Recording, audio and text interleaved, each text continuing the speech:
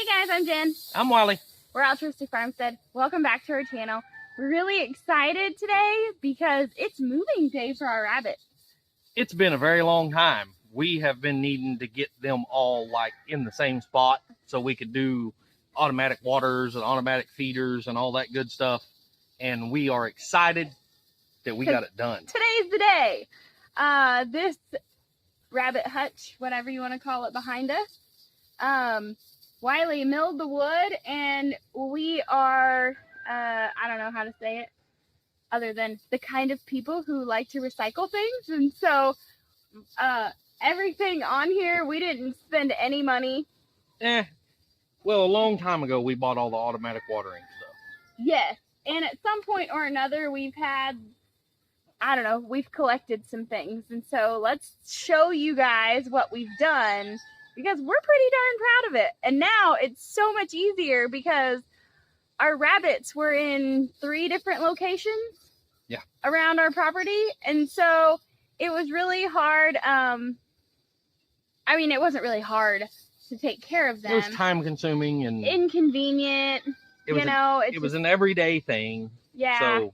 So now we have it where we have to come check on them, but we don't actually have to feed or water them every single day now.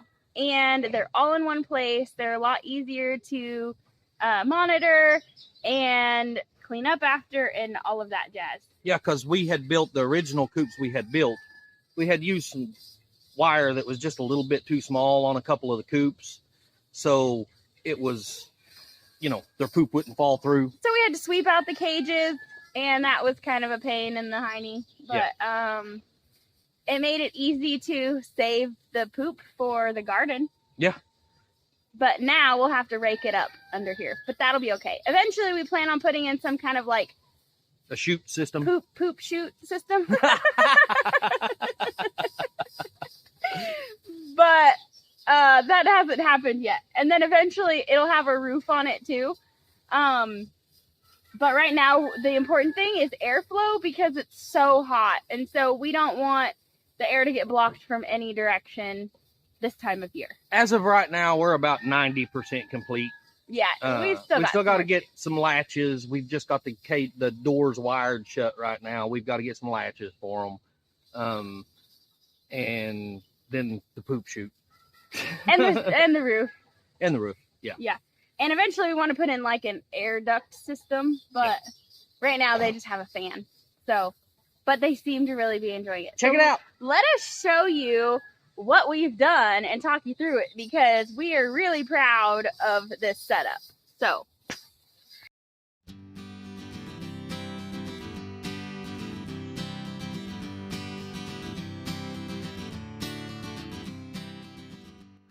So first off, about a year ago, we had some people give us a whole bunch of these,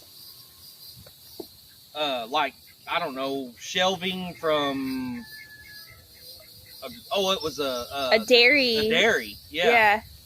So we have a whole bunch of this laying around. So we decided to use it for the floors in the coop, in the pens. So we'll show you what we done. Again, like I said, we like to collect junk and turn it into useful stuff, so for now, we've just got this fan down here. All the rabbits are getting air from it. It was just a fan that was given to us. The front cages broke off of it, so we just used it back here. But it works great for now. Then the watering system. So we've got water coming in through a water hose, and it's on a valve up top. With a float. With a float valve, yeah. And so the 5-gallon bucket stays full, and then we tapped in down here on the lower side. So it's gravity feed all the way down and all the way around to all the rabbits, and each rabbit has their own nipple in their pen. Then I've also got one that runs over to the quail coop that gravity feeds into their cups also. But it's just connected all the way around, so it keeps water to them constantly. And it's easy to see when air gets in the line, so it's easy to eliminate that issue. It's just a gravity fed system, so it doesn't need any clamps or anything, but we've got these little tees. We bought, I don't know, 20 of these or so, and it come with the hose, it come with the tees, it come with these nipple things. And I think we got them on Amazon. They were pretty cheap. It was like $20 for, I think, 50 of them. Yeah, it was. We got the hose and everything, it all come in a kit. But, so, we built little boxes. I'm not sure how well you can see it, but we built little boxes. And I took 4-inch PVC pipe and cut a notch out of the end of it, set it down in the box. It comes through the roof. So we fill the feed in here. And so far, that has been what? A little while, and it's not gone down much. We're hoping we only have to fill those like once every week or 2 weeks or something, because it probably took a 55 or 50-pound bag to fill 8 of them. Probably close, yeah. Yeah. So at the end of last summer, we had a lady in Norman call us, and she had a whole bunch of stuff she needed cleaned up in her yard. And it was stuff that we could use. I guess we run across her on Facebook, didn't we? Yeah. But she had a picture of, a pile of stuff that she was wanting cleaned out of her yard. And there was like some rolls of fencing and stuff, and we're like, heck yeah. So we went and cleaned it up. So all this wire came from her when we went and cleaned her yard up. Along with the wire on the sides and in the middle. This is the big heavy-duty wire. Actually, this stuff come from Dusty. Oh, okay. This stuff come from my cousin's place. He was just going to trash it, so we hauled it off. And it was huge panels. We have a whole bunch of it left, actually. Then you see our trays that we use for the floors. They each have their own kind of box in there, so that they can get up off that and it won't hurt their feet. So she has one right there. They're all different because we kind of just used what we had. Eventually, we'll build them all the same and they'll all match, but for the sake of getting them in a more comfortable spot, all centrally located, we just used what we had. And then whenever I was doing dirt work, we was on a job up in Oklahoma City, and somebody had left this rabbit hutch just laying out in the yard, and it was part of where we was working, so they told us to just bury all the trash. Well, I found this rabbit hutch, and I brought it home, so that's 2 more rabbit hutches down here on the end that was already pre-made, all free stuff. Our rabbits have been in this. We've had a couple rabbits in this for a while, but it was in a different spot, so we just had to move it over here. And it's hooked up to the watering system, and it has the same feed system on the inside. Yep. So this is the other side, or this is the inside of how these are set up. Same type feed system and watering system is all connected. This is Buddy. He's one of the rabbits we got from Walker Farm Fam. Yep. We'll just take you down the other side real quick and show you the other rabbits. That pretty girl in there is Keiko. She's our newest rabbit. Yeah. From what we understand, she's a Dutch rabbit. We picked her up because we were told she was a good mama. So this is 2 of our babies. I guess you'd call them probably teenagers by now. Yeah. We're actually going to make another whole coop like this one to expand some, but we just had to get this one done right now, and all of the rabbits fit in here, so it's fine for now. And here's where we just have it hooked up with a wire. We're eventually going to put a latch in here of some kind. We're thinking of like a sliding wood thing. Hi, boys.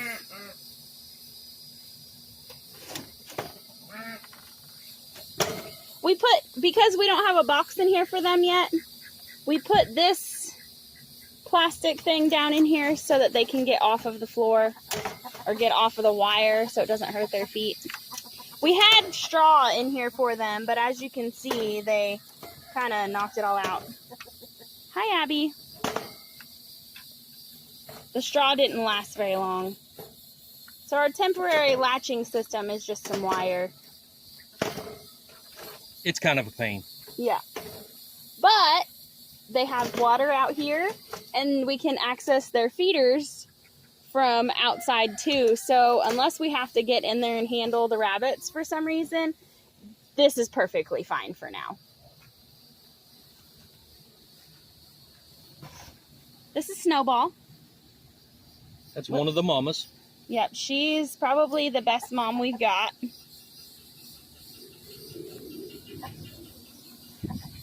Here's Bahama Mama. She likes to hide in her bucket. But she's another rabbit that we got from Gary and Cassie. And Blue Bonnet is the last rabbit we got from Gary and Cassie. She's got a couple babies in here too. So there's one hiding over there by the water. And this one for some reason likes to lay in the feeder.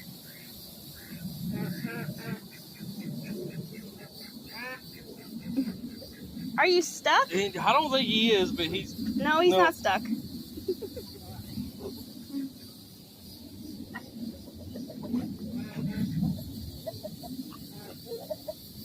This is another mama. Yep. She has not been a really good mama. We're going to give her one more shot and see what happens. And she might just wind up in the frying pan. Yeah, she might be dinner some night. So I think this will be...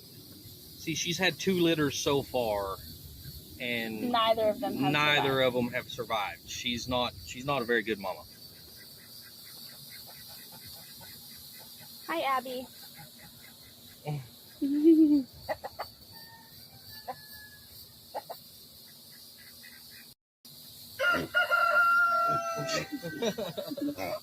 So here's our quail setup. This is one of the first coops we built whenever we started this venture. And so this is just a bunch of junk we had laying around at the time. Yeah, so this is just a piece of junk plywood we had, which is a lot junkier now that it's been on here for a year or more. And then all of the rest of it is made out of like recycled fence boards. So it's what we had. And then their water system in there is made out of PVC, and then we've got those little cups that, I don't know, you can see the little yellow thing in there. When they tap on that, it allows those to fill up with water. Here's our feed system so far. It's just a minnow bucket, and then we put these PVC pipe elbows in there to try to help keep them from wasting so much, because these little boogers waste food like it's going out of style. It's awful. Yeah, if you haven't dealt with quail, that is one of the biggest issues, is they waste a lot of food.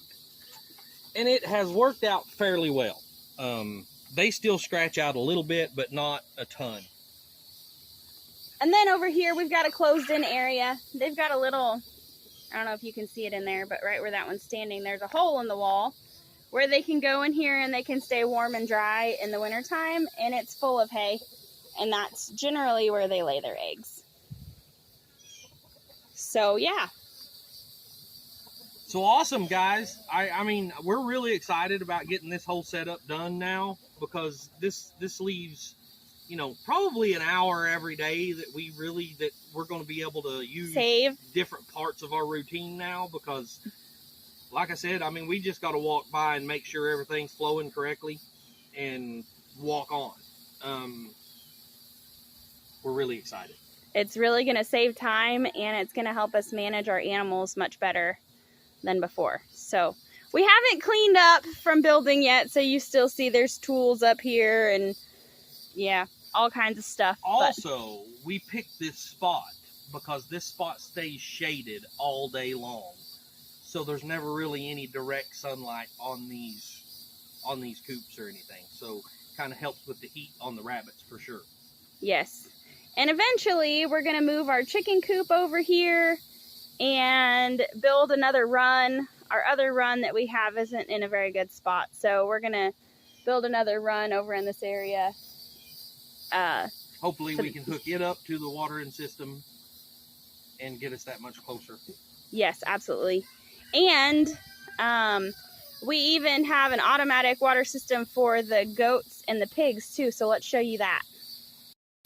So we went to an auction about, I don't know, a year or two ago, and we picked up a huge roll of this black irrigation line, and we got it for super cheap. And so it's just been laying around. We used some of it in the garden last year, but we have it to where it runs. That green hose goes off to the rabbits and the quail, and the black hose just keeps on going to the other animals. So let me get closer and I'll show that to you. So here's the automatic system we have for the goats. It's not perfect, but it gets the job done. That hose right there leads to the pigs, but this hose right here goes in here, and the bucket's empty right now because I just cleaned it out, but Jeb prefers to drink out of the hose anyway. Is that good, Jeb? What do you think? He likes the cold, fresh water. So we just drilled a small hole in the end of the line where it's just got a small spray that goes into the bucket to keep it full. Yep, so there's just a small hole in the hose with a cap on it that allows the water to run into the bucket and keep it full. And here's the setup we have for the pigs. Again, this black hose runs over to the goats and then it runs up to the house. And so I don't want to get too close because we have a sprinkler at the top right there that helps keep them cool during the day because it gets so hot. And so during the day we turn that on to kind of give them, you know, mud holes to waller in and whatever. But again, Wiley just capped off that PVC over there and drilled 2 tiny holes, one on each side, and it runs down and fills up their buckets. And it keeps them full as long as they keep them standing up, because these 2 pigs are notorious for knocking their water buckets over. So we were hoping by putting the sprinkler out here, it would give them a nice water hole or mud hole to play in, but they still keep knocking over their water. So that's something that we're gonna have to figure out. So that's our setup for now, guys. Like we mentioned, we'd eventually like to get the chickens or the chicken coop back here and rebuild it. Yeah. Because right now we're tired of the Easter egg hunt every day. Yeah. I mean, and not only that, but we're wasting so many eggs because by the time we find a nest, it's got 30, 40 eggs in it and half of them's rotten. I mean, yeah, I mean, you know, you can do the float test and you can candle them. So just as a little bit of a example, we was out here the other day. So Hunter has built this little shed, and he's got a piano in it. So this is his little clubhouse, piano, shack, whatever. Up on top, he thought that there was something. He thought it was a beehive. Oh, he thought it was a beehive. He got really excited about it because both of our beehives died. And so he's like, Mom, I think there's a beehive up here, because he heard a bunch of buzzing. And so he got up there and looked. And it was a chicken nest. And it literally, I bet it had 40 eggs in it. And they was all bad. But they had made a nest up there, and it was crazy. So, and they were all bad. It was full of flies, and that was the buzzing he was hearing. And so we had to get rid of that nest. So yeah, we want to get the chickens back here so that we can get them on the same system as the rest of the animals. Because right now they're just kind of all over the yard. And we're going to lock up our hens with 1 rooster so that we have fertile eggs. As of right now, we have way more roosters than we need. This fall, I think we're going to remedy that problem. But so, yeah, right now we want to leave the roosters running around the yard to eat bugs and that kind of thing, and help, you know, keep the grass down a little bit. But all of our roosters, except 1 or 2 of them, are going to go to freezer camp this fall when the bugs start dying off. So, yeah, we're pretty proud of our setup so far, and I can't wait until we get it completed. But it's probably going to be, I don't know, seems like it takes us forever to get anything done because we never focus. Just because I can't ever get you to do anything. Don't make me slap you on camera. So anyway, guys, let us know what you think of our setup.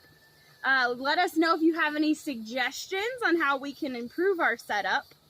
And let us know what you're doing. How do you do your rabbits and chickens and quail and all of that jazz?